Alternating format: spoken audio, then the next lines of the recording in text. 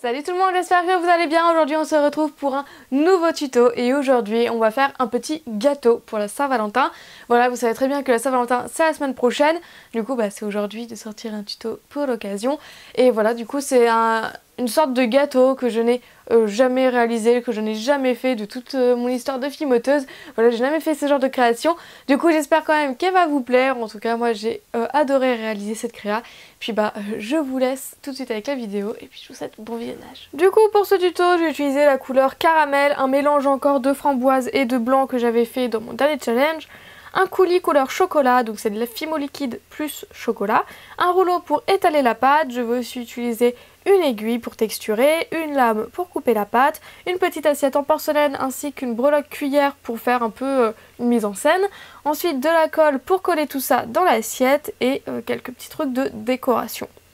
Donc déjà on va commencer par réaliser le motif cœur qui est dedans, donc en fait ça sera une sorte de canne.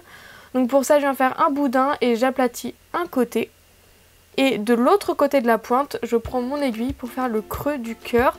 Donc c'est un petit peu compliqué à expliquer, mais je pense que vous comprenez très bien avec les images. Enfin, j'espère. Donc si j'ai pas pris un cure-dent pour cette étape, c'est juste que le cure-dent était trop gros. Donc voilà, je vous conseille vraiment de le faire à l'aiguille pour avoir plus de précision. Donc voilà, et quand on coupe, ça fait bien la forme du cœur. Ensuite, on va faire tout le tour de ce cœur. Donc déjà, on commence par faire la couleur qui ira à l'intérieur. Donc je prends du marron, donc du caramel, je fais un boudin et pareil, je viens aplatir un des côtés pour former une pointe. Donc pour ça je vais mettre bien de ma lame, comme ça c'est bien coupé droit, enfin bien coupé, bien aplati. Et en fait je viens mettre ça dans le creux du cœur et c'est pour garder en fait la forme du cœur. Donc voilà, je viens mettre ça dedans. Et ensuite, avec la même étape, je viens recouvrir entièrement le cœur. Donc là, je fais un autre boudin que je coupe en deux. Donc si je le coupe en deux comme ça, c'est pour continuer à avoir un bord plat. Et je viens mettre de chaque côté au niveau de la pointe du cœur. Je sais pas trop si vous situez où je suis.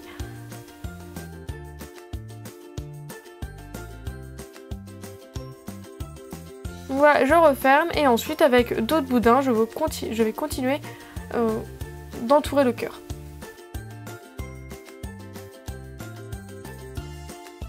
Je tiens à préciser que je suis pas forcément la pro des cannes, j'en fais jamais, ça doit être la 3e canne de toute ma vie.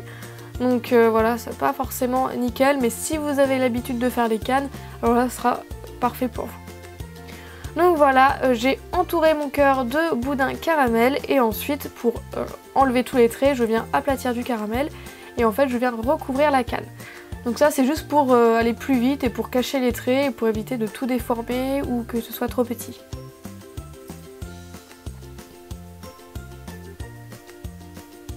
Voilà, j'entoure toute la canne, je coupe évidemment l'excédent et là je vais commencer à la rouler. Et en fait ça c'est pour l'étendre, pour qu'elle soit plus longue. Donc plus vous roulez, plus votre canne sera petite et plus votre gâteau sera petit.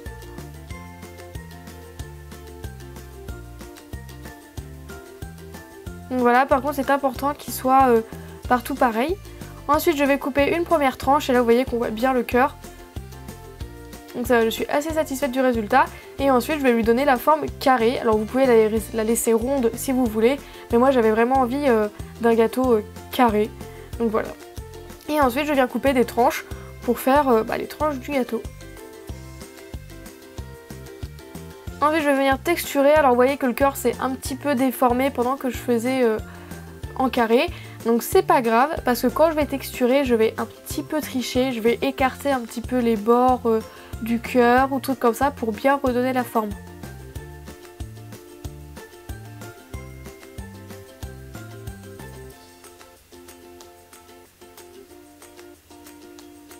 Donc je vais faire pareil aussi à l'autre tranche. Donc je commence par texturer le caramel et ensuite je viens texturer le rose. Et après vous pouvez faire ça vraiment dans l'ordre que vous voulez, ça n'a aucune importance.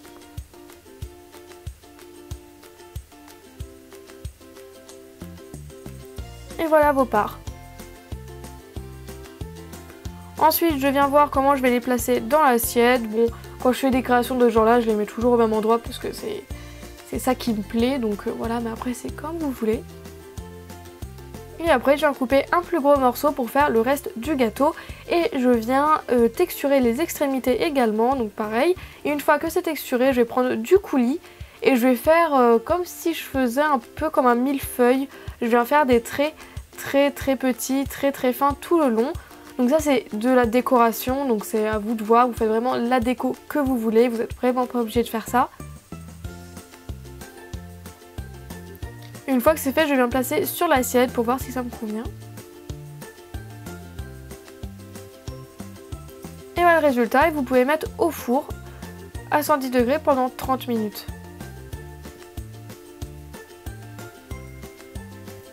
Après ça, y a tout qui s'est enlevé de la porcelaine, donc du coup c'est pas grave parce que je viens tout coller. Et comme ça moi je suis sûre que ça ne partira plus. Je colle aussi les parts.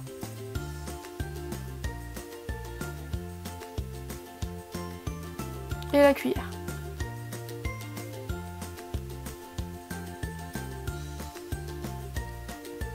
Et après je viens vernir le dessus, d'ailleurs désolé j'ai oublié le vernis dans la liste du matériel. Et en fait je viens mettre des petits vermicelles comme ça, donc ceux-là viennent de la petite épicerie, voilà, et je les adore et je les utilise pas souvent c'est vrai, là je me suis dit vas-y c'est l'occasion. Et j'en mets aussi sur les petites barres. Et voilà, après vous pouvez tout vernir et voilà le résultat, donc j'en ai fait 2 tout simplement parce que j'avais fait une grande canne pour en faire 2. Donc j'espère que ce tuto vous aura plu, j'espère que vous aurez bien compris vraiment toutes les étapes. Après un petit conseil, si vous voulez faire avec des couleurs claires, comme là où j'ai pris de lait cru, je vous conseille de changer la couleur du cœur. Parce que de couleurs claires, vous voyez qu'on voit pas très bien le cœur et je trouve ça un peu dommage. Vous voyez qu'on voit beaucoup mieux avec des couleurs bien contrastées. Donc voilà, j'ai fait le test pour vous. En tout cas, j'espère que ça vous aura plu. Et en tout cas, je fais plein de gros bisous. Salut!